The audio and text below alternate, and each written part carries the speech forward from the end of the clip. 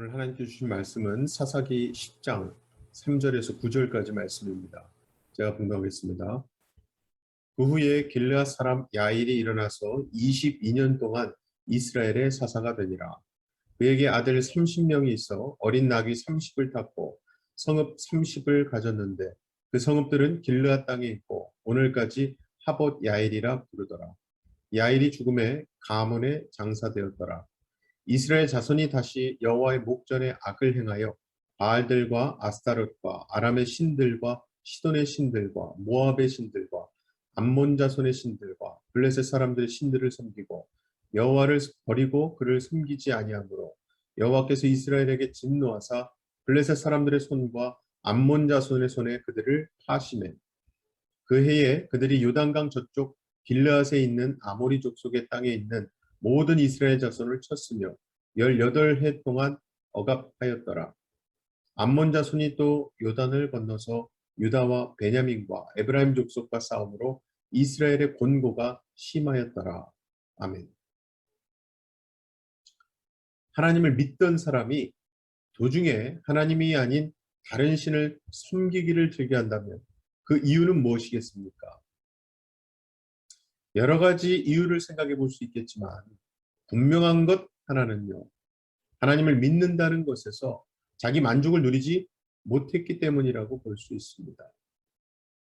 즉 하나님을 신앙하며 살아가는 삶이 자신이 원하는 대로 되어지지 않을 때 사람은 하나님을 믿는 것에 대해 회의감을 가질 수가 있고요.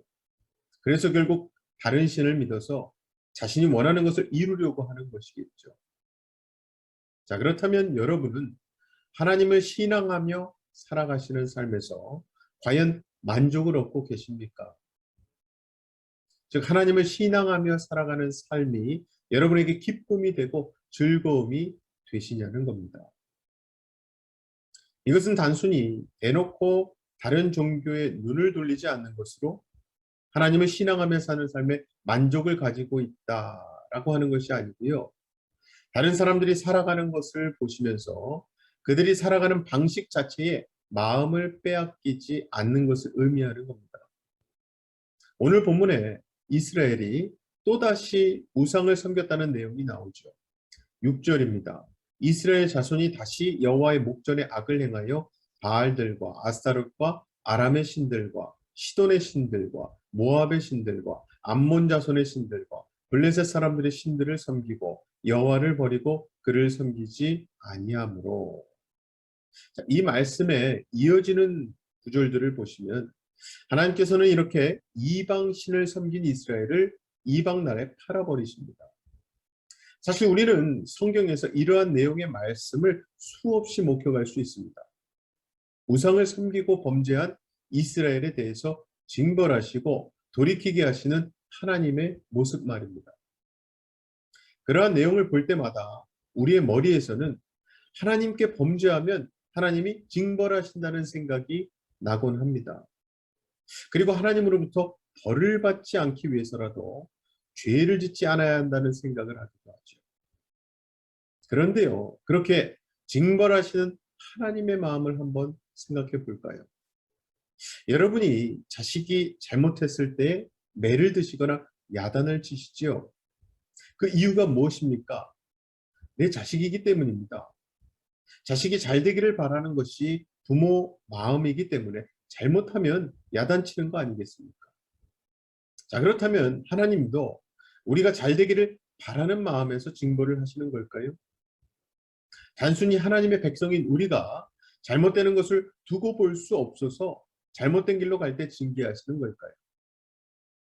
사실 이스라엘 백성이 우상을 섬기면 멸망하기 때문에 그들로 하여금 우상을 섬기지 않게 하기 위해서 하나님께서 그들을 징벌했다고 결론 짓기는 무리가 있습니다.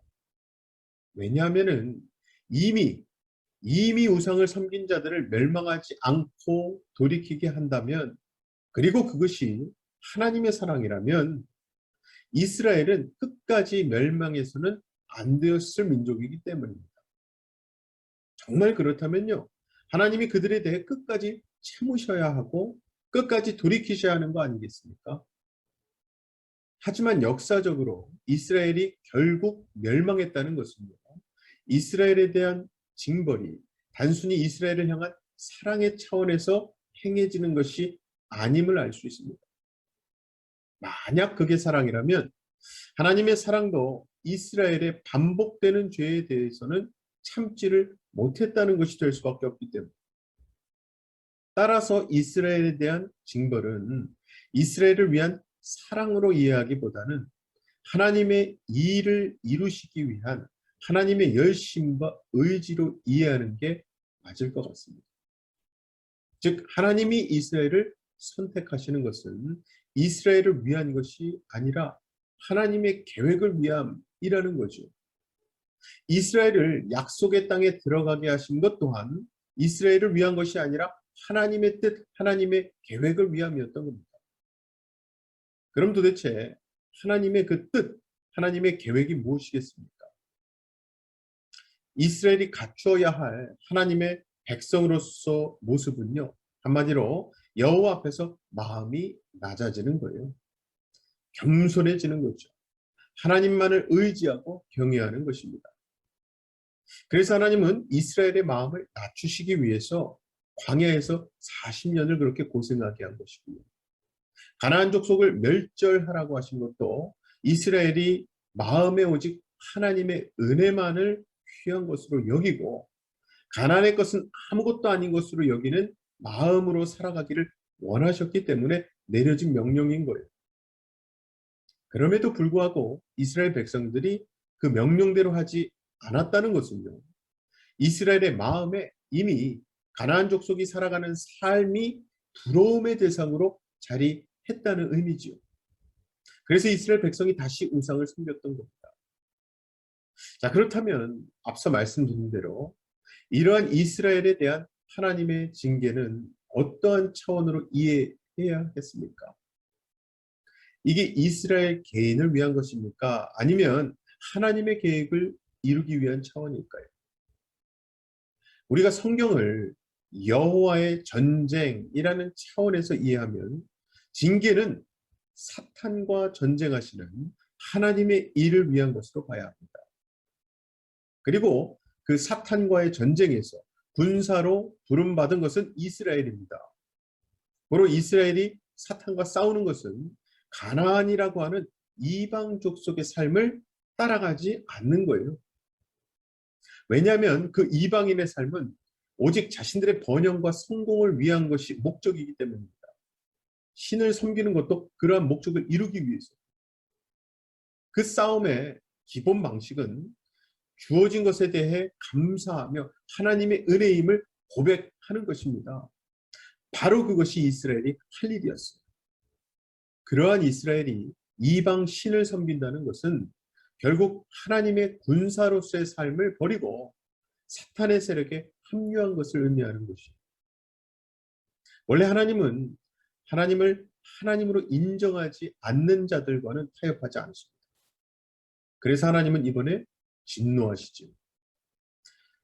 미국의 복음주의 공동체 운동인 소너저스 창설자 짐 월리스가 자신의 책 부러진 십자가에서 우상 숭배에 대해 이렇게 언급을 했습니다. 우상 숭배란 주변 환경의 특정 부분, 즉 손을 뻗으면 가질 수 있고 자기 삶에서 사라진 만족감과 성취감을 줄 수 있으리라고 생각되는 그 무엇에 의존하는 것이다. 자, 여기서 말하는 그 무엇이 이스라엘에게는 바알이요 아스타롯이었으며 그모스 몰록 다곤이었던 거예요. 그리고 이것은 요즘도 마찬가지입니다. 그리스도인이라는 사람들 중에 하나님이 있다는 것을 심정적으로는 이해하지만 나는 그 하나님만을 믿을 수는 없고 내가 필요할 때 항상 내 마음대로 해주고 그렇게 내 마음대로 움직여주는 하나님을 하나님으로 섬기겠다는 사람들이 참 많다고들 합니다.